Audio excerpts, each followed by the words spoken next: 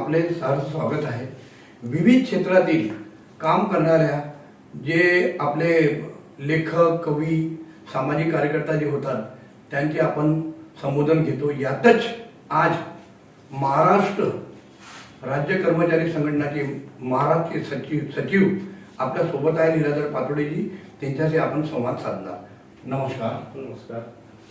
सर्वप्रथम मी आपले अभिनंदन करतो, आपण आपल्या स्टुडिओमध्ये मला बोलावलं आहे आणि मी अनेक वर्ष महाराष्ट्र राज्य सरकारी कर्मचारी मध्यवर्ती संघटनेच्या वतीनं कर्मचाऱ्यांसाठी कार्यरत आहे। नुकताच आता कर्मचाऱ्यांच्या वतीनं आमची मागणी आहे शासनाकडे की 2005 पासून जे कर्मचारी लागलेले आहेत त्यांना सरकार पेन्शन देत नाही आणि पेन्शनचा मुद्दा घेऊन आम्ही संपूर्ण महाराष्ट्र आणि थ्रूआउट इंडिया म्हणजे देशभरात मोहीम चालवली आहे। आताच मी 3 तारखेला दिल्लीला जाऊन आलो, महारॅली केली रामलीला मैदानमध्ये आणि सरकारला आपण एक इशारा दिला आहे की पेन्शन आम्हाला मिळालीच पाहिजे, अदरवाईज आम्ही येणाऱ्या निवडणुकीमध्ये जे सरकार आम्हाला पेन्शन देईल त्यालाच आम्ही संपूर्ण देशात आणि महाराष्ट्रात वोट करणार, हा आमचा मुद्दा झालेला आहे। सोबतच आपल्या राज्य सरकारने महाराष्ट्रातील कर्मचाऱ्यांना पेन्शन देण्याचं वचन दिलेलं आहे।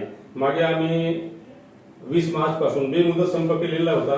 त्या संपाच्या वेळेस मुख्यमंत्र्यांनी सांगितलंय की 3 महिन्याची मुदत द्या, 3 महिन्यानंतर तुम्हाला जुन्या पेन्शन सारखीच आर्थिक लाभाची योजना आम्ही लागू करणार। परंतु आज 8 महिने झाले सरकार काही बोलत नाही आणि म्हणून आम्ही आता एक निर्णय घेतला मुंबईमध्ये आमच्या समन्वय समितीद्वारे की 14 डिसेंबर पासून आम्ही बेमुदत संप करणार आहोत। मागच्या सरकारने 14 डिसेंबर पर्यंत जर ही पेन्शनची आणि इतर मागण्या आमच्या मान्य केलेल्या नाही तर संपूर्ण प्रशासकीय यंत्रणा महाराष्ट्रामध्ये ठप्प होणार आहे।